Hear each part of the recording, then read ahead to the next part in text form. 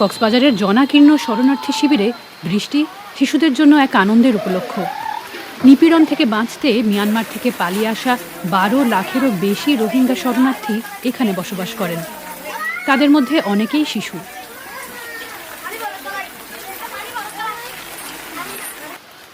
Hamidur Rahman UNICEF পরিচালিত একটি শিক্ষা কেন্দ্রে 3য় শ্রেণীর শিক্ষার্থী ছিলেন।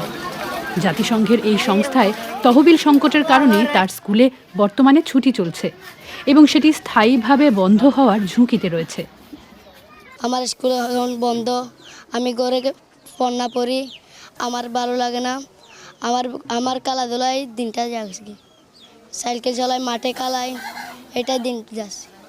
ইউনিসেফের শিক্ষাকেন্দ্র থেকে বিনামূল্যে পাওয়া ব্যাগ এবং বইগুলো রেখে দিয়েছে হামিদুর। রোহিঙ্গা শিক্ষার্থীদেরকে বার্মিজ পাঠ্যক্রমে শুধুমাত্র প্রাথমিক শিক্ষা দেওয়া হয়, তবুও হামিদুর বড় স্বপ্ন দেখত। আমি ডাক্তার হইতে চাইছিলাম, আমার ডাক্তার পূরণ হয়েছিল না। গত মাসের শুরুতে তহবিল সংকট ঘোষণার পর অনেক রোহিঙ্গা শিক্ষকও তাদের চাকরি হারিয়েছেন। তাদের মধ্যে ছিলেন তাসলিমা, একজন 22 বছর বয়সী রোহিঙ্গা শিক্ষক, যিনি এই শ্রেণীকক্ষে তার ছাত্রদের পড়াতেন। ফার্স্ট আসলে 30 জন, সেকেন্ড আসলে 30 জন। ইয়ার পরে আই পড়াতাম ম্যাথ, বার্মিজ সোশ্যাল স্টাডি আই পড়াইতাম। কিতাব কল, বই কল, হলম কল বেশি ভালো ভালো কি কল দিতাম, মেটেরিয়াল দিতাম, বেশি সুযোগ সুবিধা কল মানা ফেরি বলে কি দিতাম ইতারে।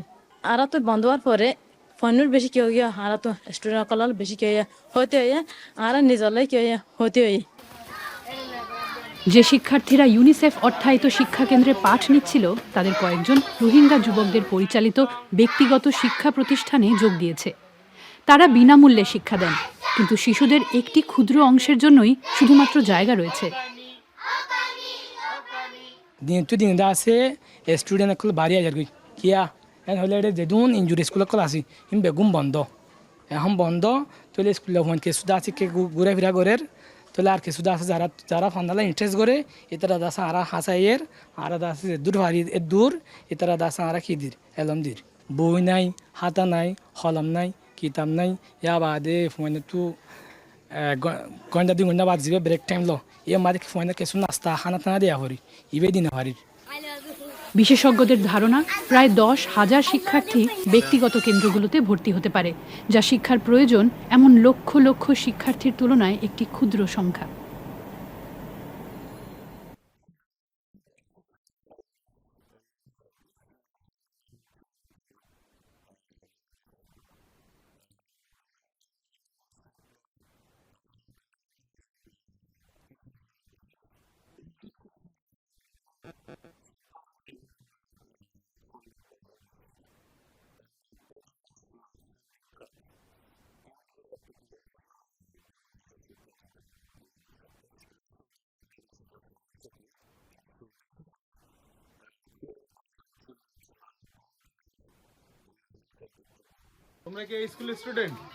ইউনিসেফ শিক্ষা কেন্দ্রগুলো ছাড়া হামিদুরের মতো ছাত্রদের ভবিষ্যৎ অন্ধকার।